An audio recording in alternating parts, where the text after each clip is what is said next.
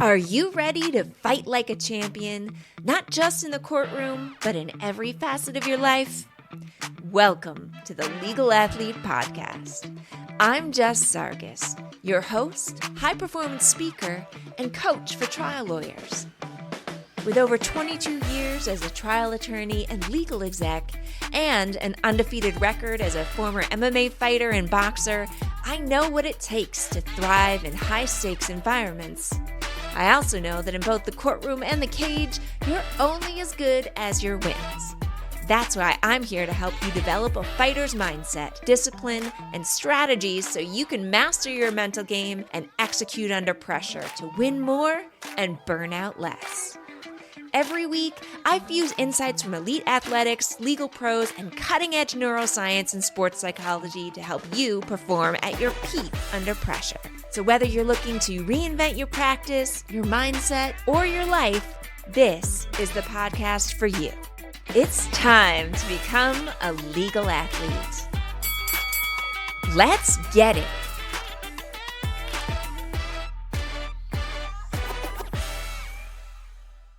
Welcome back to the Legal Athlete Podcast, the show where we use science, sports psychology, and mental performance training to help high-achieving lawyers thrive without burning out or losing themselves in the process. I'm your host, Jess Sargus, and today we're talking about change. The kind that feels overdue, the kind that feels terrifying, and the kind you know you need to make but keep avoiding, like that one email in your inbox that you're pretending doesn't exist right now. Let's be real, lawyers are trained to find comfort in precedent, in predictability, and risk mitigation. We build entire careers on avoiding the unknown, but sometimes the status quo is what's keeping us stuck, and the change we fear might just be the thing that saves us. So why is it so hard to change, even when we know it's the right thing to do? And how can we actually train our brains to not just accept change, but embrace it? Let's get into it. First of all, your brain is not broken. It is just wired to resist. If you've ever felt like you are clinging to a career path, a routine, or even a mindset that no longer serves you, you're not alone. You're also not broken. You're just running up against your brain's default settings. Here's what's happening under your cranium. The reticular activating system filters your attention and favors what's familiar, what it thinks is important to you. It literally edits out opportunities that don't match with what it's already been trained to prioritize. Also, the amygdala, it flags anything unfamiliar as a potential threat. New job, new routine, new boundaries. Your amygdala is like, alert, danger, retreats. The basal ganglia automates your habits. That's great when you're flossing daily. It's not so great when you're unconsciously doom scrolling or working late out of sheer muscle memory. And finally, your prefrontal cortex, responsible for decision-making and planning, that gets overwhelmed easily. Faced with change, it often defaults back to the easy and familiar path. So yeah, your resistance to change is not a lack of willpower. It's biology and it's neuroscience. But here's the truth. You won't change until change feels safer or more positive than staying stuck. Generally, we don't change until the pain of the familiar becomes greater than the pain of change. But do we really need to wait until we're completely burned out, broken, or miserable to make a move? No, not if we make change feel less like a punishment and more like a power move in our brains. Dr. Swart, a neuroscientist and a leadership coach, offers a 6-part recipe for rewiring your brain for change. It starts with 1, awareness. Notice the patterns that are keeping you stuck. Just observe without judgment. 2, acceptance. Let go of any shame or resistance and just meet yourself where you are when you notice these things. 3, action. Start with small actions. You don't need to leap the whole canyon. Just plant your feet and start moving in a slightly new direction. 4, support. Surround yourself with people who reflect your future, not just your past. 5th, repetition. Habits are built with reps, not resolutions. So you need to get in those reps. 6th, and finally, patience. Neuroplasticity, forming new neural pathways and new ways of your brain for repeating patterns, of course, takes time. Real change isn't a light switch. It's more like a dimmer knob. And if you want to supercharge this process, use some of my favorite tools like positive visualization. See yourself thriving in a new role, the new routine, the new mindset. Habit stacking, that's when you anchor new behaviors to your existing routines, just changing up one middle step so that you're already using that precedent, but flipping it in a direction that's more positive and aligned with what you actually want to occur.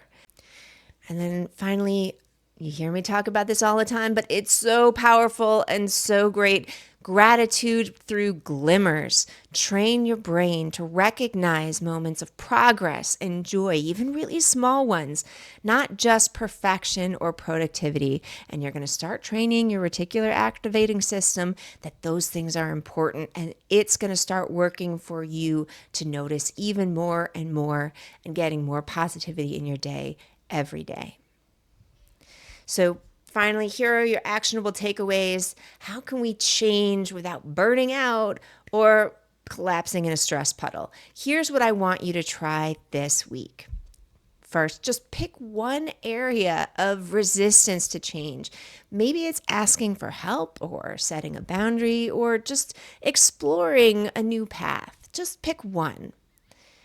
Also, name what a familiar pain is for you. What is staying the same already costing you? Then anchor your change to a habit you already have. Do you want to journal every morning? All right, then put your journal next to your coffee mug. Remind yourself as soon as you start drinking that morning coffee, that's your journal time. This habit stacking is going to make it way easier to form those new neural pathways and start to make that habit that is positive more automatic. And if you want to visualize a better future, you can do that at the moment of your mental quiet. If you're already taking a walk in the morning, make sure that you are tagging that in your brain as this is time to visualize my better future. Stack those habits. And then relatedly, start practicing positive rumination. Instead of spiraling on what if it doesn't work, mentally choose to spiral on what if it does. Go down that visualization road pretty deeply and start thinking about all the things that would happen if things really worked, if what you're wanting to change actually occurs. What would that look like? Get your brain used to that kind of positive spiraling instead. And finally, celebrate your reps, not results. The process orientation is so important.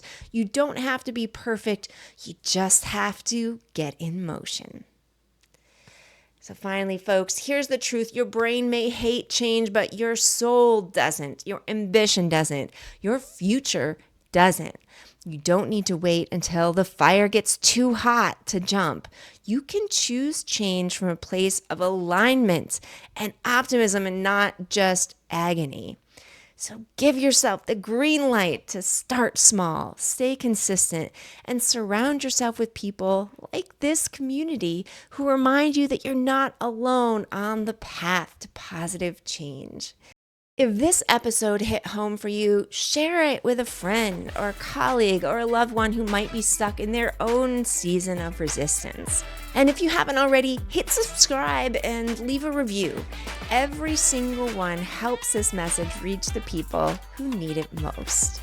Until next time, this is Jess Sargus reminding you that high performance doesn't mean high pressure, and you don't have to fight alone. Visualize that positive future that you want, and then just take one small step today towards it.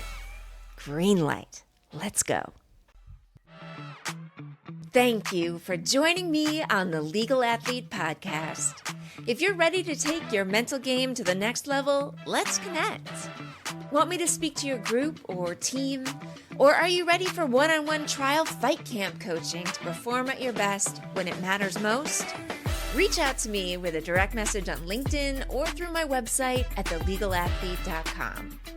Until next time, remember that the best version of yourself isn't some future version. It's the you who makes your daily choices. So make great ones. Make the ones that keep you on that champion fighter journey, building a record and a life you love.